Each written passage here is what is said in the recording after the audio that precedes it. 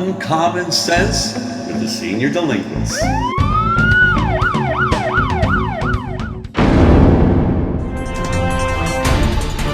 The National Football League, from its humble beginnings, has now grown to really be the crown jewel of sports in America.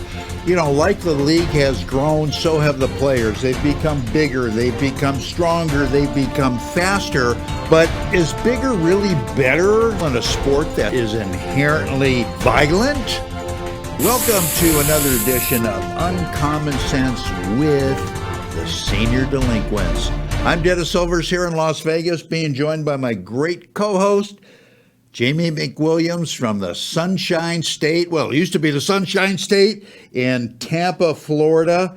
And Jamie, didn't you used to play football when you were a bit younger? Well, when I was a kid, and this is where they had the companies sponsor the teams. I think we were sponsored by the Jolly Cleaners, Pee Wee football. Then we moved to St. Louis, and in St. Louis, I played in junior high, and then I started in senior high, but we moved from St. Louis to Pennsylvania. And where we moved to was right on the Delaware River, but U.S. Steel at that time was still going strong, very big entity. And in the pre-season, we'll call it, practices, I knew I wouldn't be pushed into a starter role, but as a linebacker and fullback, they had me playing second string. Well, here comes the coach, and he automatically demoted me without even seeing me play to like third or fourth string. And apparently it was because he had his team set, completely set, and he thought the guys, as he said it, the guys who lived in the suburban areas like we did in Yardley were the pussies, but the U.S. Steel guys, they were the hard asses. So he had his team set, and I said, well, screw this. I was a good kicker, though, and I said, well, if you want me to kick. And he just said, yeah, but you got to practice and do this and that. And I said, why? I'll just kick. Yeah. He said, well, you're off the team. I said, good.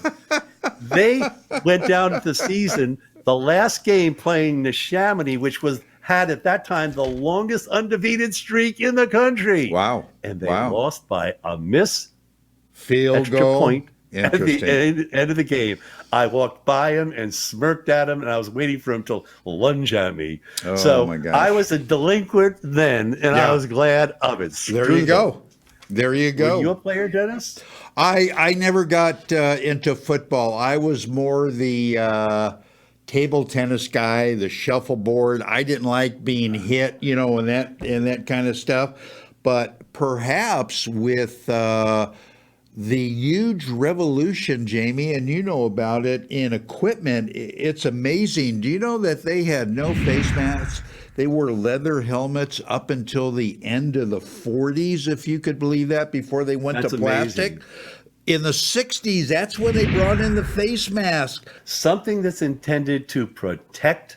You look back in the 60s, and one of the most ferocious players ever who played for the Detroit Lions, Dick Night Train Lane. Yeah. And he was the guy who learned how to tackle by grabbing the helmet, grabbing the face mask, and wrenching the players down. It was so violent and so dangerous that obviously that's where the penalty came in for grabbing the face mask, because they didn't want to see somebody with a broken neck. Exactly. But this shows you that every time something happens differently in the game, something else comes through that says we're going to find a way around it. That's right. Jackson, and there is a penalty marker. Do you know that they have what they call uniform inspectors, uniform cops going out even during practice games to make sure that the players are complying with their rules? Maybe they're the Keystone Cops, because it's a little like what happens with our political system today, if you get my drift, in that they have what they say they want to do, but what in reality happens isn't so. Right. And, you know, look at the uniforms. Now, I took a look at this. I think you looked at it too, and they said shirts are meant to be tucked in. Correct. What are they talking about? We're in the untuck it stage. Right. They're tight fitting, but they're not tucked in. Yeah.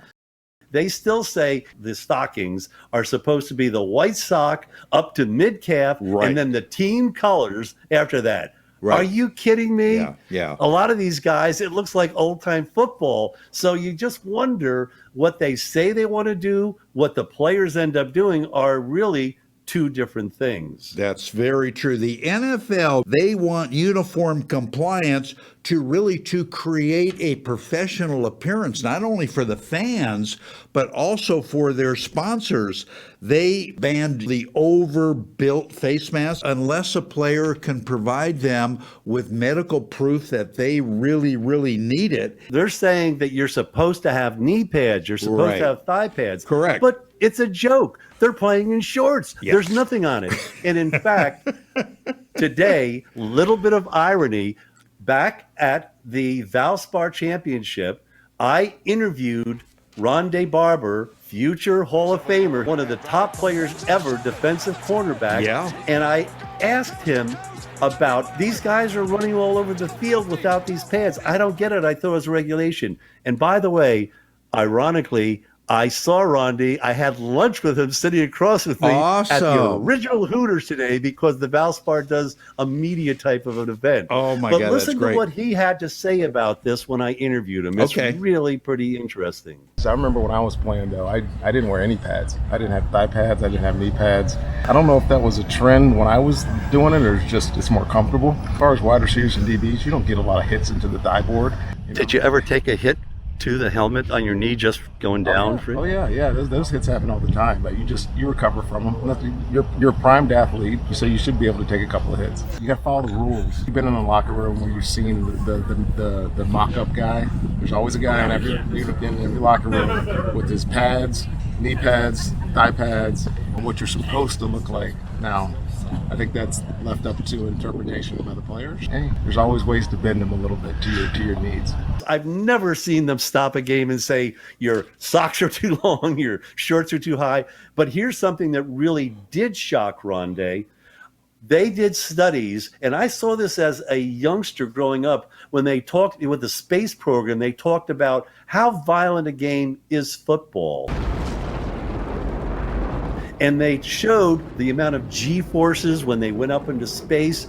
Hey, you ain't seen nothing. There's a chart that's come out. I'm going to give you a few stats while you look at the chart. Okay. Shuttle launch, 3 Gs of force. Same pretty much for jet flight. Roller coaster, 4 to 6 Gs. Car crash at 35 Gs. Getting punched by a professional fighter, 58 Gs. But football hits, and you're talking about, especially on kickoffs, going at each other at full tilt, the range of Gs, 20 to 180. If you're a receiver, they don't want to feel like they're being bogged down with pads and all that because they figured, well, I'm not going to get hit, Jamie, because I'm going to outrun this guy. Well, guess what? Probably the defensive back chasing your butt doesn't have the equipment off as well, so he's going to catch you, and boom, you're going to get hit. But you know something, Dennis? If they force compliance, which they don't, you say, oh, now I've got to put the thigh pads, I got to put the knee pads, but doesn't it balance out? If a receiver's got to be encumbered with it, the cornerback has to be encumbered with it. Sure. So it still comes down to not just who's the fastest, but the fastest because of their skill level and adapting to the game. Absolutely correct. It's just, to me, it's still a pet peeve. I'm sorry that I look old school. I like the guys' uniforms to really look sharp. I think they look better in the 60s and 70s. Yeah. And I'd like to see the guys be protected because as much as they talk about concussions and all of the other horrible things that can happen, I think it's just a matter of when it happens. And, you know, the players are, maybe the conditioning level is so darn high at this point that they can avoid those things. But I still think it's a little bit of Russian roulette in terms of what could happen. You're absolutely right. But there's one area I think of extreme importance that you haven't brought up yet in terms of protection, Dennis. You're talking about jewels. Would that have something to do with jewels? We're talking about the cup. The cup should now be in our time capsule. The cup is a thing of history. I The agree. players talk about it and say, I don't like to be encumbered. Yeah.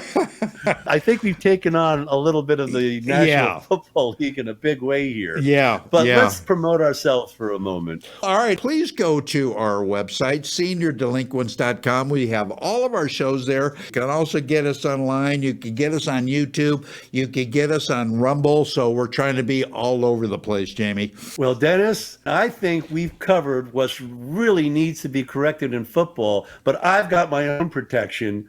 These little two jewels, these olives, are well protected, but my protection against the rest of the world is you know what. You know what? Oh, I absolutely love it. I absolutely love it. Thanks, So Jamie. until next time. Until next time, thanks, Jamie. Make sure you get us next time, same place, same time, on more Senior Delinquents. So long, everybody, and enjoy your football.